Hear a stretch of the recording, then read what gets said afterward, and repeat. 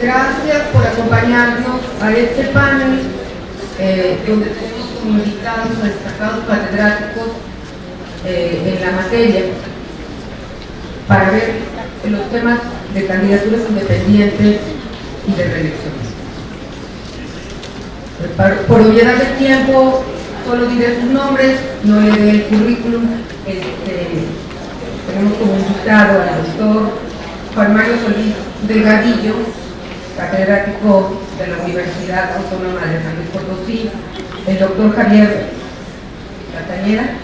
Contreras Alcántara y el doctor Fernando Barreto del Monte. Muchísimas gracias por acompañarnos y les dejo la palabra, iniciando por el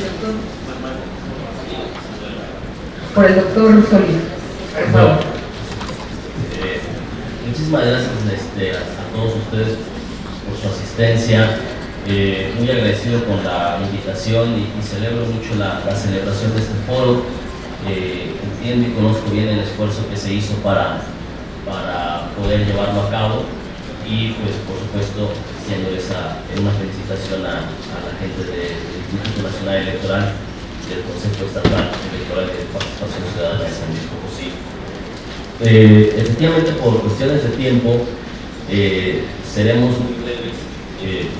Yo me voy a enfocar en el tema de las candidaturas independientes, quizás desde una perspectiva un poco más crítica, y espero que pueda ser productivo lo que aquí podamos decir, ¿no? En primer lugar, con relación al tema de las candidaturas independientes, visto desde la ciencia política y asumiendo que mucho de lo que diré parte de un argumento personal, ¿sí? Yo no comparto la idea de las candidaturas independientes, incluso desde su denominación, independientes de quién o independientes con relación a quién, ¿no?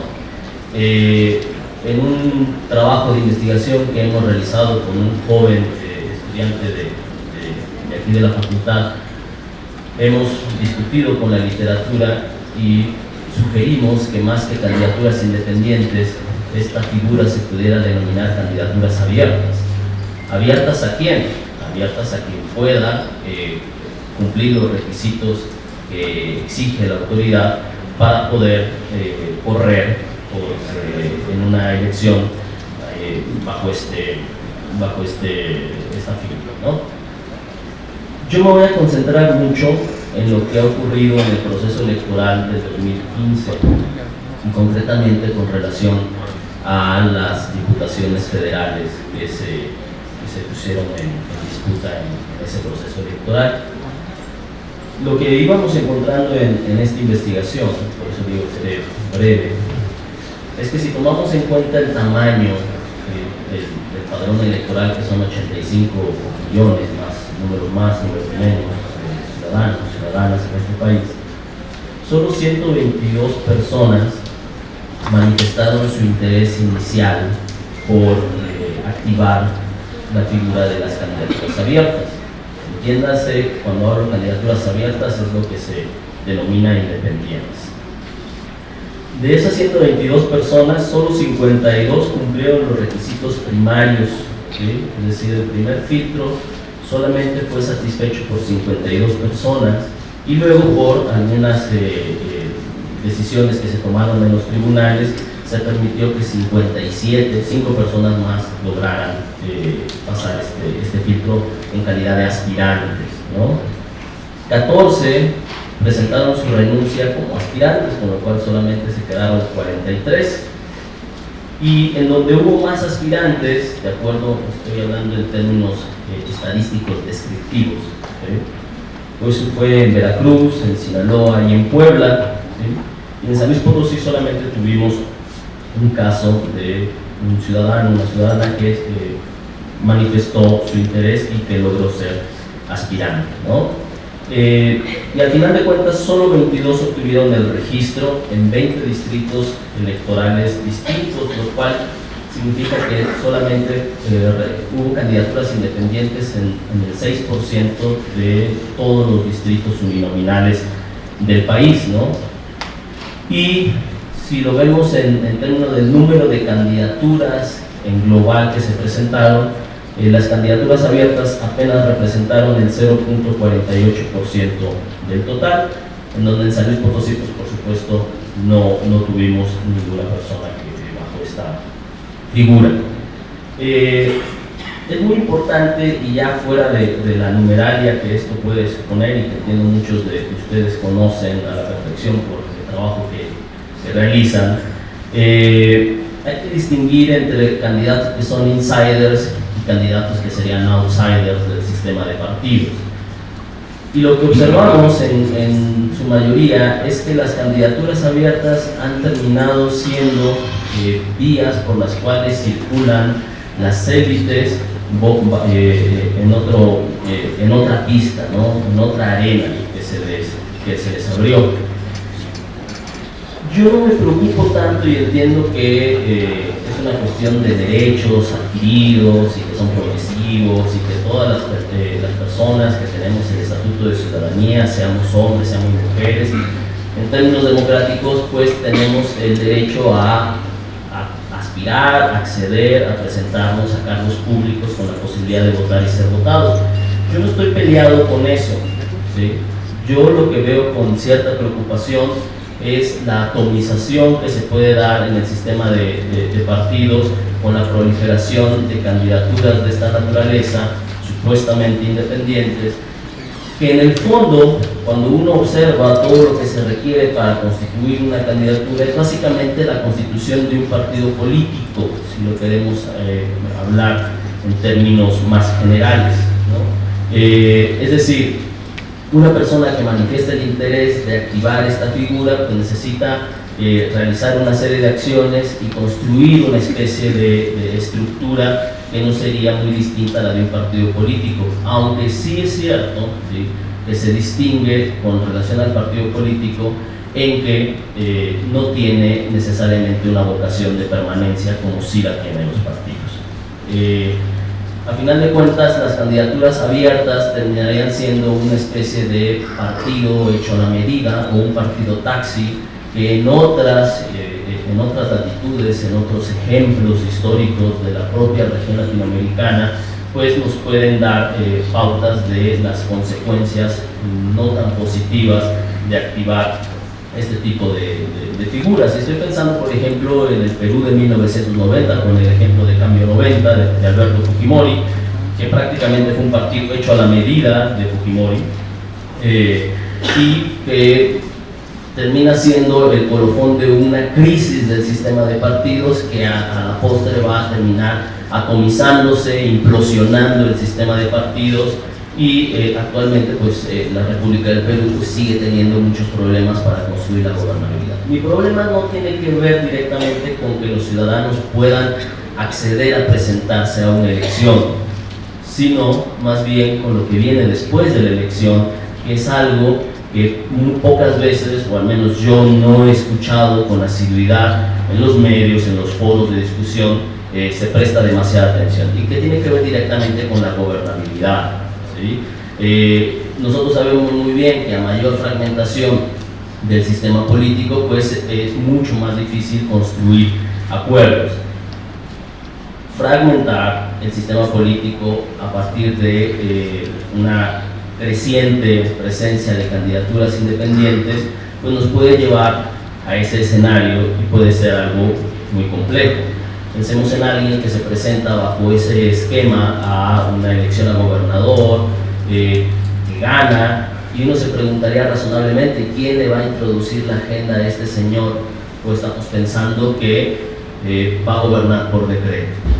Entonces, me parece muy bien el acceso a las candidaturas abiertas, que los ciudadanos tengan la posibilidad, pero asumamos que lo que construyen a final de cuentas es una especie de partido político. Lo preocupante es que esa estructura política que crean a su medida no tiene vocación de permanecer en el tiempo y puede poner en riesgo la gobernabilidad democrática.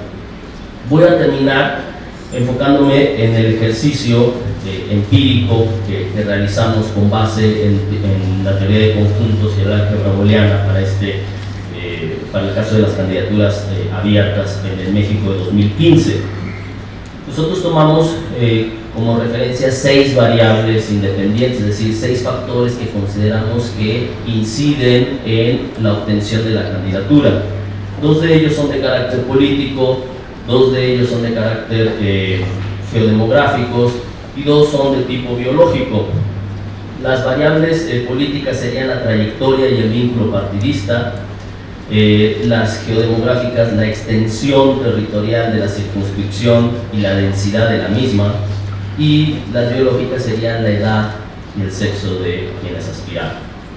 Nos encontramos, en términos generales, que 14 de los 22 candidatos independientes o abiertos que se presentaron, ¿sí?, tienen o han tenido una trayectoria política. 15 de los 22 tienen o han tenido una militancia partidista. 19 se presentaron en distritos urbanos y 3 en distritos rurales. 17 se presentaron en distritos con una población altamente concentrada. El promedio de edad es de 48 años y 91% de los candidatos fueron hombres. ¿Sí? Detectamos 64 configuraciones causales que pueden explicar, ¿sí?, la obtención de una candidatura abierta, pero solo 9 de esas posibles configuraciones causales fueron las que se presentaron en los hechos, en la realidad. La minimización de esas configuraciones a través de un ejercicio de álgebra booleana, ¿sí?, nos va a explicar que los hombres mayores de 40 años que participan en distritos pequeños en términos de extensión y densamente poblados son los que potencialmente pueden conseguir una candidatura abierta.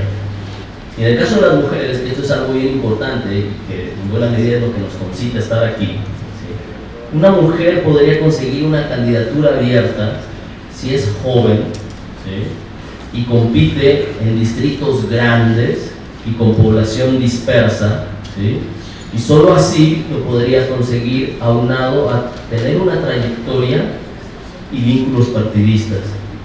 Y esto solamente se presentó en 4% de los casos. Es decir, incluso asumiendo que las candidaturas abiertas han sido un avance significativo, si lo queremos ver, para la democracia, son instrumentos, o ha sido un instrumento para que se sigan beneficiando los hombres que están en política, y sobre todo se sigan beneficiando los hombres que a través de su partido político no lograron conseguir la candidatura a la cual aspiraban, ¿sí? Es decir, se está convirtiendo en una especie de berrinche para los perdedores al interior de los partidos políticos.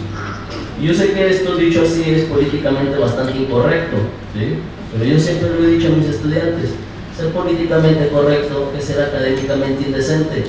Yo no me voy a cortar. ¿Por qué? Porque yo soy académico. Puede ser que esté equivocado, yo no poseo la verdad, pero sí, he querido plantear estas cuestiones desde la evidencia empírica que reporta el proceso electoral, y abro, y con esto concluyo, mis dudas con relación a la garantía de gobernabilidad democrática después del proceso electoral. Y mi reflexión tendría que ser que tendríamos que pensar, así como lo hemos hecho con tanta intensidad y con tanta pasión el tema de las candidaturas abiertas, tendríamos que pensar con esa misma intensidad y pasión lo que viene después de unas elecciones, que es garantizar la gobernabilidad democrática del sistema político. Muchas gracias. Ok, gracias. Bueno, yo me voy a centrar más en el asunto de la reelección, pero no me gustaría dejar de señalar que yo concuerdo con el doctor Juan Mario Solís. Por supuesto que las candidaturas independientes es un derecho y se dicen más cosas buenas que malas, pero lo que hace falta mucho en este país es observar hacia otras regiones y otros países. Las candidaturas independientes, donde son buenas, digamos, donde son operativas, donde tienen virtud política, es en el nivel local.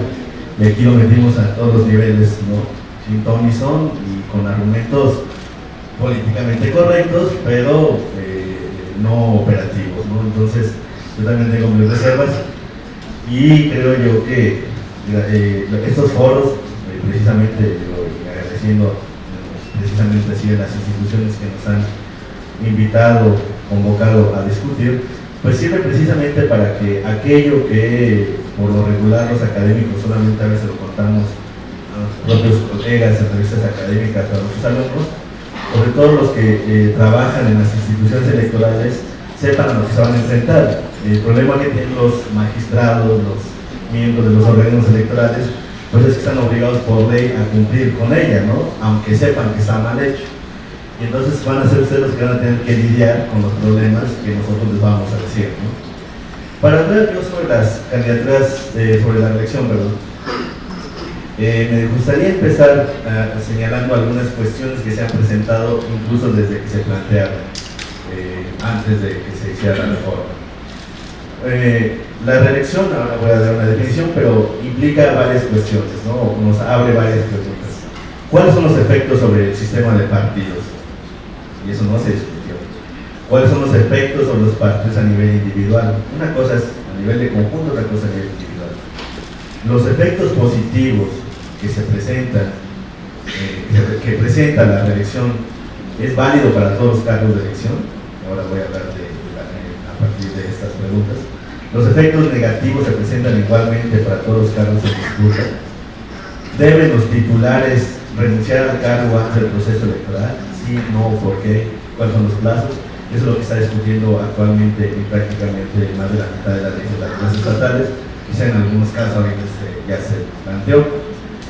¿Todos los cargos son susceptibles de presentarse a la reelección? ¿O solo los cargos de asignación por mayoría? ¿O también los de asignación proporcional? Porque aquí entonces habría una discriminación, ¿no? ¿Qué hace superior a un candidato que obtuvo un puesto por asignación por mayoría de uno proporcional, ¿no? O sea, al final de cuentas están haciendo un trabajo. Si el cargo es en fórmula, ¿deben presentarse la misma fórmula a la reelección? ¿Deben presentarse los candidatos a elegirse con el mismo partido que los postuló inicialmente? Aquí esto ya en la propia ley ya se puso, y es una trampa de los partidos. Precisamente los partidos no van a querer perder poder, ¿no? Entonces, pues por supuesto que al poner esta límite de que deben presentarse solamente bajo la fórmula que los postuló, el partido que los postuló, y ponen ahí algunos requisitos, pues es un mecanismo para mantener su monopolio. Y relacionándolo con el caso de las candidaturas independientes, lo que hay que preguntarnos es bajo cuáles son los esquemas que debería presentarse un candidato independiente, ¿no? Porque es diferente. Yo les pongo solamente un escenario. Un candidato independiente que gana un municipio, ¿no? Y gobierna bien. Si la ley dice debe renunciar al cargo, pedir licencia al cargo para presentarse a la reelección, va a estar en desventaja respecto a los partidos, por cuestiones obvias y naturales, recursos, personal, etc. Además está siendo evaluado. Entonces, hay muchos elementos que se abren a partir de este proceso de que ahora se está legislando. Ahora, ¿cuál es el problema de fondo, creo yo, antes de entrar a la discusión teórica con referentes empíricos? Tenemos un problema que es propio de nuestro andamiaje cultural legal. Pues nosotros todos sabemos que en México, como en todos los países de origen latino, tenemos el civil law, ¿no? En confrontación al common law. Allí donde existen las candidaturas independientes y la reelección y funciona bien es donde existe el common law. Si hay un problema, se resuelve en el momento. Aquí tenemos que ir por toda esta maraña institucional y a ver si el Tribunal Electoral Local dijo que sí, y si no, entonces hay que sustanciar. O sea, hemos creado hasta términos que luego hay que crear hasta diccionarios de derecho electoral, ¿no? Para algo tan elemental como son las elecciones, porque tenemos una maraña tan compleja que la democracia debería ser comprensible para todos los ciudadanos, porque es un elemento plano, ¿no? Vertical. En cambio lo hemos hecho extremadamente complejo. Y bueno, eso hay que agradecer a nuestros diputados inteligentes. Bueno, en las democracias modernas la reelección es un mecanismo que asemeja a una arma de doble filo. Es decir, tiene efectos negativos tanto positivos como positivos. Por un lado, es un mecanismo de rendición de cuentas, es decir, de accountability vertical. Permite a los ciudadanos evaluar a los gobernantes en turno, sea en funciones ejecutivas o legislativas.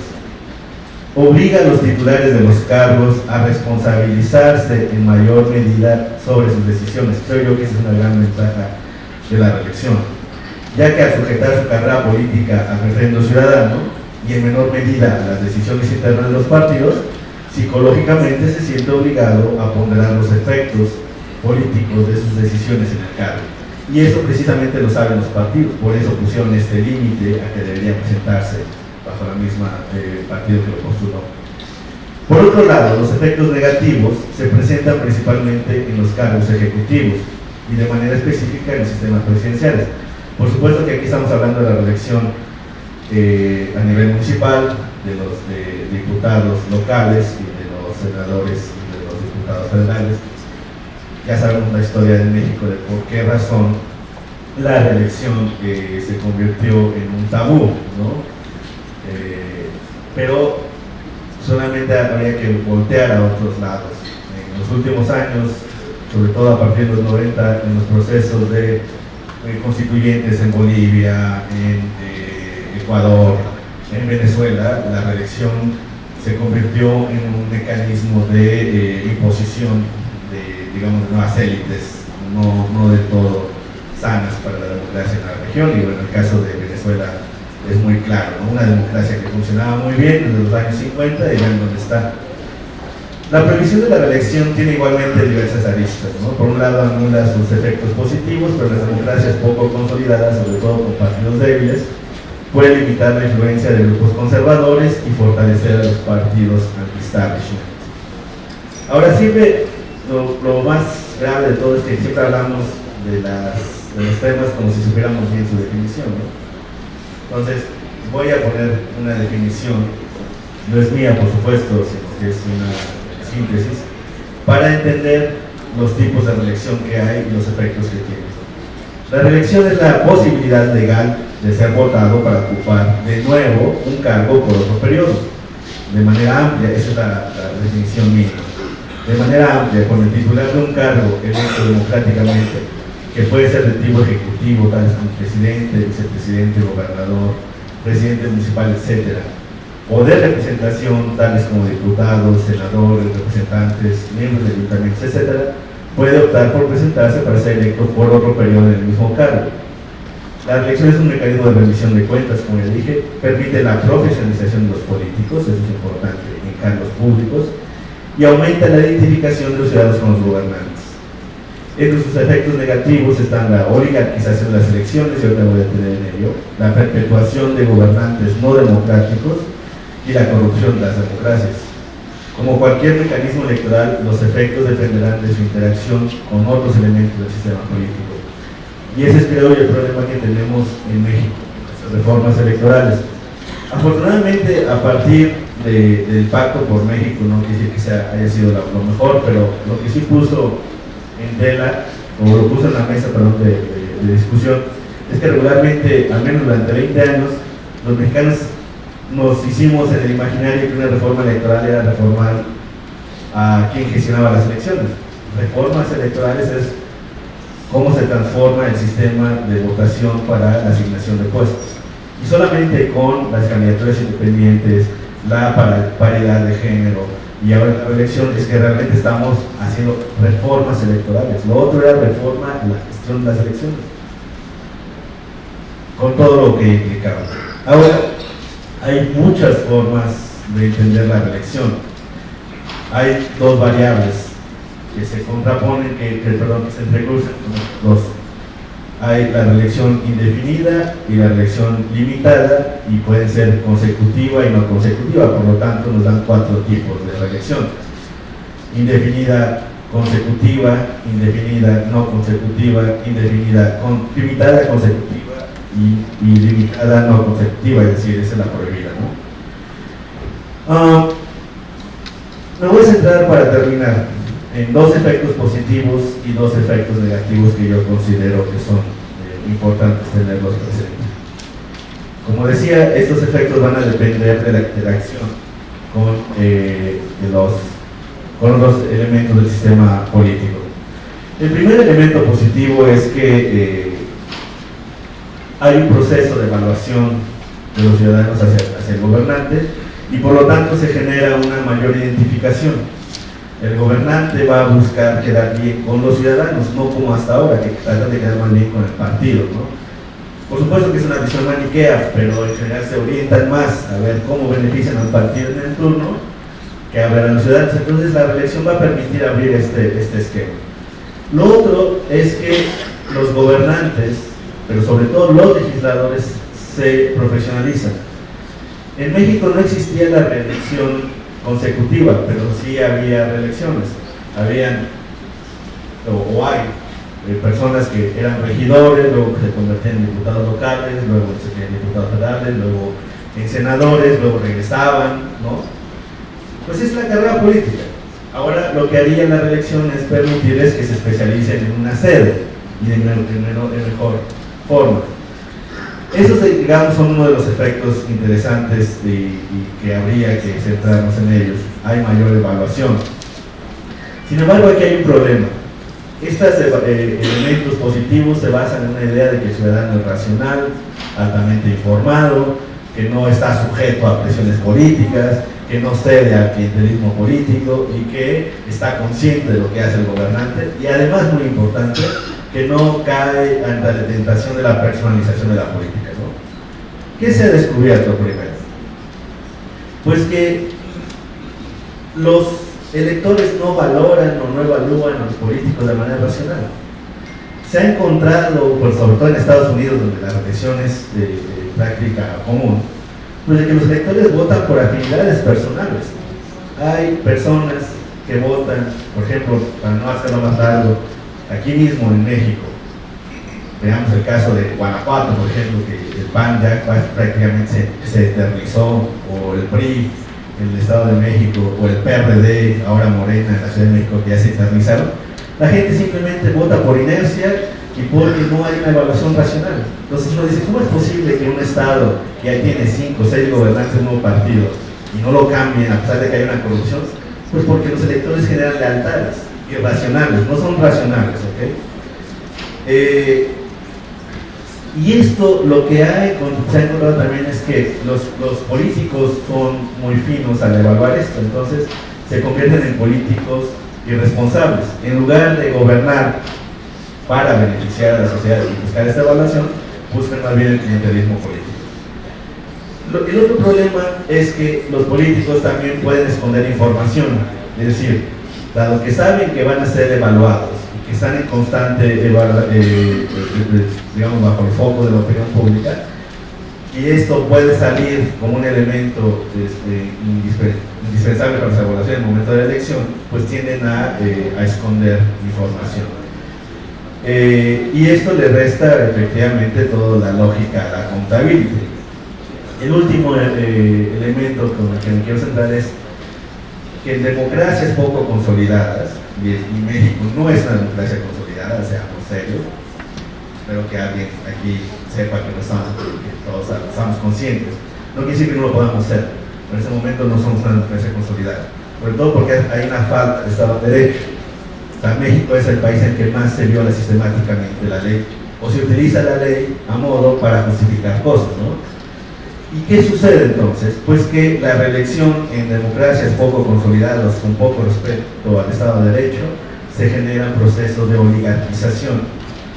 Los políticos buscan beneficiar a sus votantes leales para fortalecer la reelección, entonces van buscando sus propias clientelas políticas, ¿no? Y las refuerzan, al grado está en que deja de observarse ese mecanismo virtuoso de evaluación. ¿Cómo se puede evitar esto? Porque esto no es exclusivo de países occidentales o latinos, no, esto es parte de la política. Bueno, teniendo un sistema, un firme Estado de Derecho. Pues si no tenemos el Estado de Derecho firme, si utilizamos la ley para justificar decisiones ya tomadas, si se compran jueces, si se designan de manera, no hay jueces independientes, si la ley está hecha a modo, pues entonces preparémonos para la oligarquización y esperemos no estarnos lamentando en 10 años de que estas reformas que tenían toda la intención virtuosa tengamos que retirarlas porque generaron más problemas que las soluciones. Sin embargo, no quiero ser mal abuelo, lo mejor es ser propositivos y positivos y esperemos que en los siguientes años nos vaya mejor, pero estar conscientes de los peligros que esto tiene. Muchas gracias.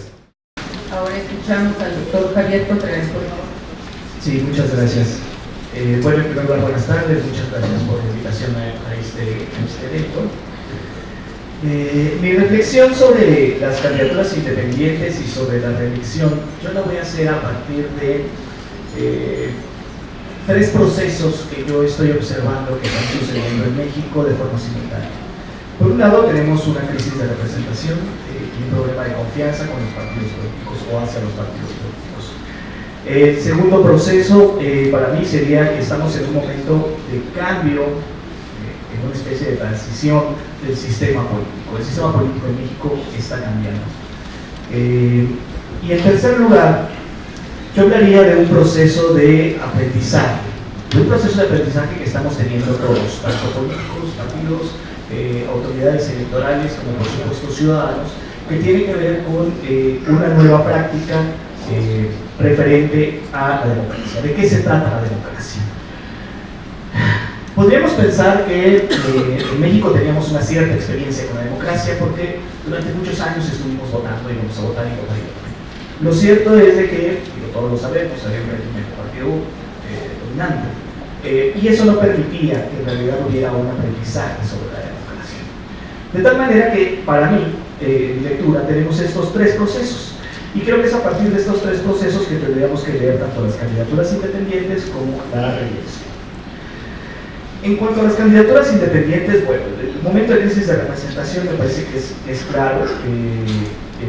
Estaba revisando una encuesta de parametría que hizo en 2015 y se ha pasado de un 63 a un 80%, el 63 en 2002 a un 80% en 2015 de desconfianza hacia los partidos políticos en nuestro país.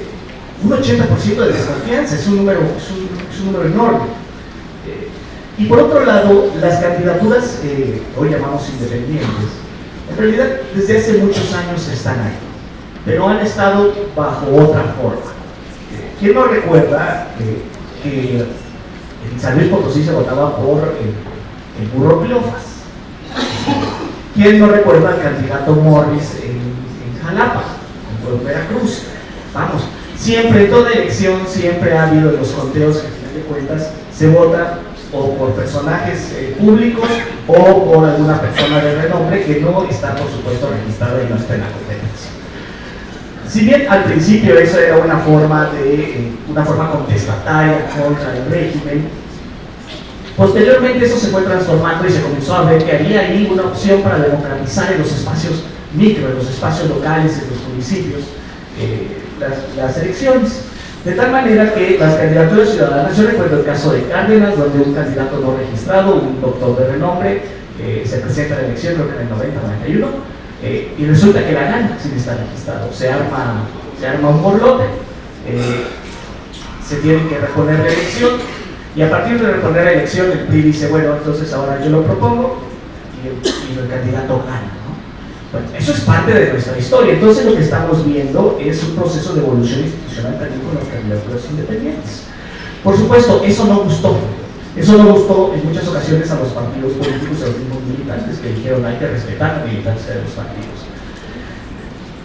Y entonces, si vamos sumando eso con estos procesos de desconfianza, a lo que vamos llegando a final de cuentas son a las figuras de las candidaturas independientes, que muy bien menciona y cuestiona Juan Mario, independientes de quién, ¿no? Lo que estamos viendo es que hay dos tipos de candidatos. Por una parte están efectivamente aquellos candidatos que están haciendo o que hacen una rabieta porque no les toca la candidatura, que se sienten con la posibilidad suficiente y con la fuerza suficiente para ganarla, que inclusive la ganan, al final de cuentas.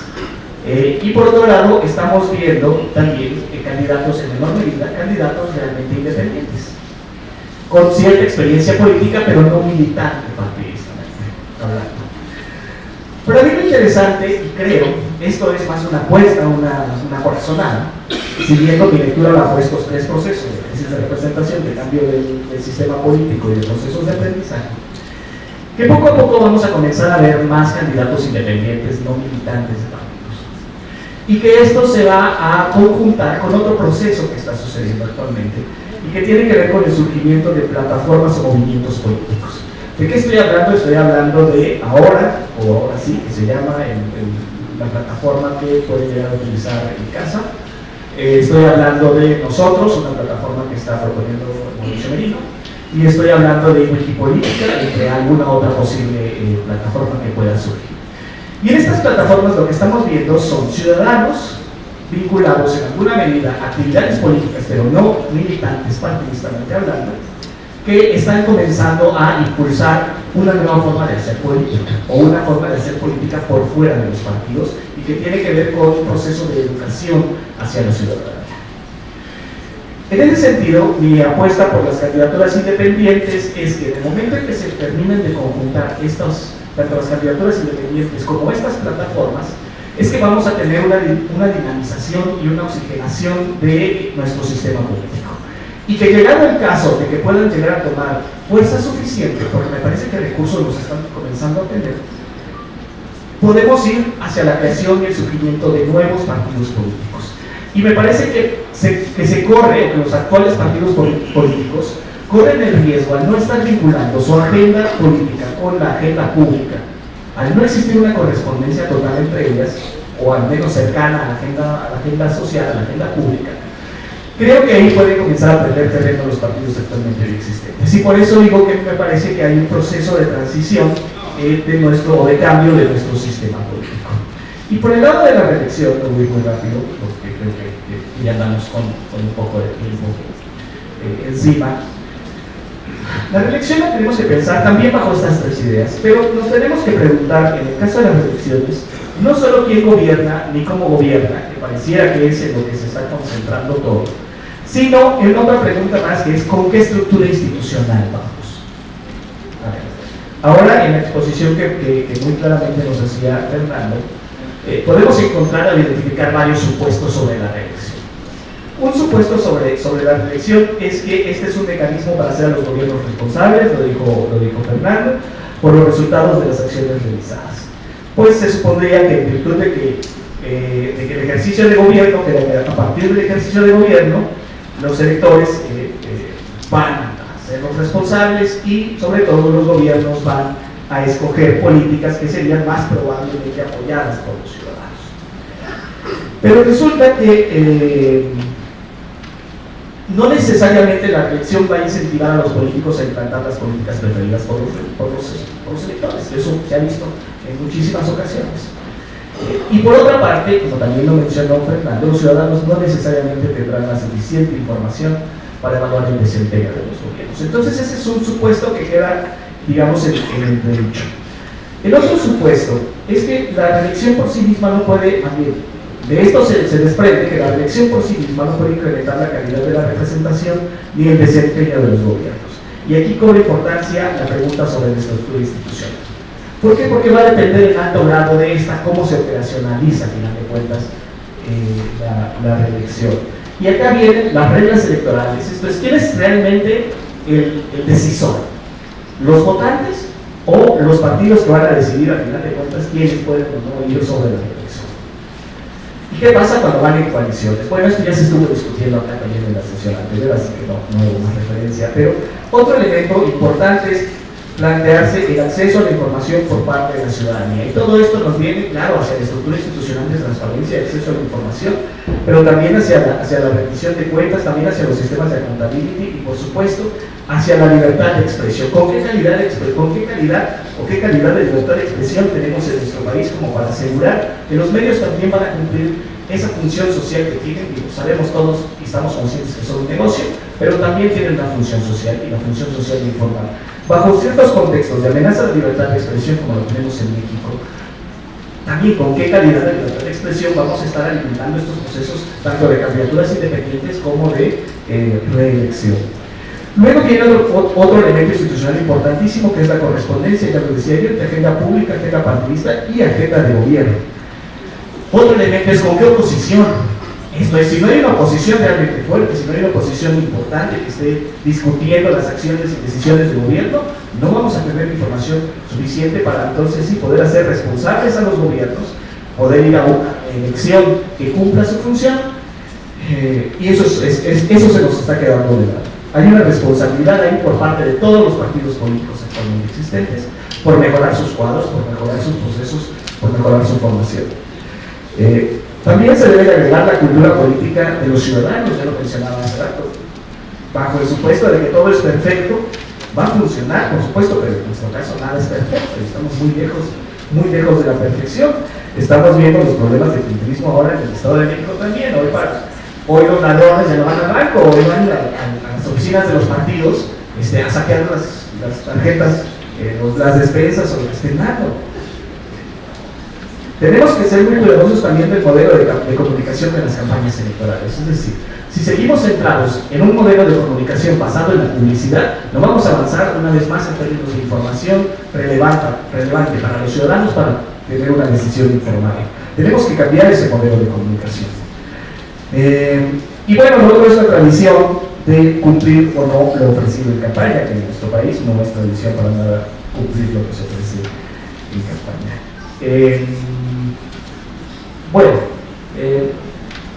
Un punto importante, y con eso cierro, es el riesgo de enquistar con los dominios personalistas efectivamente con la reelección. Hay un trabajo que he estado realizando, los hallazgos ahora son muy preliminares, pero nada más se los cuento para ilustrar eso. Estoy haciendo un ejercicio en San Luis Potosí. ¿Qué pasa antes de 1991 y qué pasa después de 1991 cuando se supone que comenzamos a tener elecciones competitivas? Con respecto a si hay o no, si desaparecen o no, permanecen grupos políticos o familias o liderazgos personalistas que están ahí. Esto es, si hay cambio de élites o si hay un enquistamiento de élites. Y lo que he podido encontrar hasta ahora es que efectivamente después del 91 en la mayoría de los municipios ha bajado significativamente alrededor del 50% la presencia de estos grupos. Pero hay otros municipios donde en lugar de desaparecer han aparecido. Entonces esto nos debe llevar a preguntarnos por qué. Alrededor del 40% de los municipios de 1991 para acá han tenido alcaldes que ya se han elegido 2 veces, 1 o 2 alcaldes que ya se han elegido más bien 2 veces o hasta 3 veces. Y hay un caso en un municipio aquí chiquitito, muy cercano, donde la alcaldesa se ha elegido 3 veces y las 3 veces se ha elegido por partidos distintos. Entonces, tenemos que pensar también a la reelección de las candidaturas independientes como procesos de evolución institucional o de cambio institucional que nos obligan a repensar todo el marco de cómo está funcionando nuestra democracia. Si es que nos atrevemos a llamarle democracia, ¿no? Incipiente, pero democracia. Entonces, tenemos que pensar en términos generales, no perder de vista toda la fotografía. Bueno, yo hasta aquí dejaré. Muchas gracias. Bueno, ha sido muy interesante el punto de vista del punto de vista intelectual de los investigadores en la materia. A mí me deja una reflexión. Indiscutiblemente creo que las candidaturas independientes le dan oxígeno a la democracia. Tenemos que pensar en una democracia, y en eso coincido con todos ustedes, dinámica. ¿Sí? O sea, la sociedad cambia y todo tiene que ir cambiando y tiene que ir respondiendo realmente la ciudadanía. Pensar un poco, y eso es algo en lo que yo difiero, en que la ciudadanía no tiene conocimiento o que la ciudadanía no se informa, me parece que es dejarla en un plano diferente. Indiscutiblemente no todos tenemos los mismos conocimientos, no todos sabemos lo mismo, ¿sí? Pero en lo que tenemos que educar a la ciudadanía y al votante es en que es un acto de su voluntad, ¿no? Que es un acto de su voluntad. Indiscutiblemente los ciudadanos que deciden votar tienen que pensar en cómo se va a desarrollar ese candidato, en qué estructura se va a desarrollar. Coincido totalmente en el comentario del doctor Solís con respecto a que la fragmentación va a impedir la gobernabilidad, ¿sí? Pero es otro tiempo, ya no hay un partido hegemónico en el país, ya los congresos son plurales y aquí caben los candidatos independientes. Los candidatos independientes no la tienen fácil de ninguna manera, o sea, no puede ser cualquiera de nuestros compañeros que decida hoy ser candidato independiente ir a jugar con las reglas que tiene un partido político, ¿verdad? Tiene problemas muy serios de financiamiento y se le da la oportunidad de otro financiamiento. Está bárbaro el asunto. ¿Cómo se llama? Él tiene problemas para la rendición de cuentas ante la fiscalización del INE porque tiene un sistema muy complejo en el que un candidato independiente, como a nosotros nos pasó en el 2014-2015, que tuvimos 19 aspirantes y 5 candidatos, pues verdaderamente los candidatos independientes vinieron a decirnos de majaderías a nosotros, ¿sí? O sea, nunca nos hubiera dicho que nos iba a meter en semejante lío, pues yo no le llamé, yo no le dije que viniera, pero sí es un problemón porque ellos no tienen estructura, no tienen contadores, tienen que rendir cuentas desde el momento en que inicia el ejercicio de obtener el apoyo ciudadano. Y el apoyo ciudadano, o sea, se obtiene mucho antes sin ningún apoyo financiero. Tienen que tienen su tiempo disponible en radio y televisión, su prerrogativa para campaña, pero pues una maestra de escuela en un municipio chico, nada más veamos cómo podría esa persona hacer un spot para televisión. O sea, es verdaderamente complejo para los candidatos independientes.